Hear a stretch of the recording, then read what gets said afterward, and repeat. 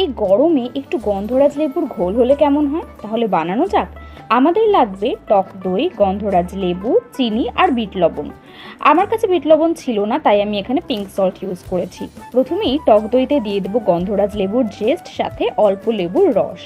তারপর দিয়ে দেবো পরিমাণ মতো চিনি আর স্বাদ মতো লবণ। সব কিছু ভালো করে বেশ কিছুক্ষণ মিশিয়ে নেব।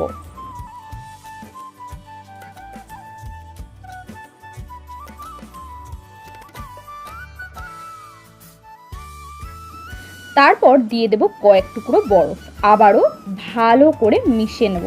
ব্যাস, আর কি, ঠান্ডা ঠান্ডা সার্ভ করে নেব। তবে মাটির ভাঁড়ে সার্ভ করলে একটু বেশি ভালো হয়।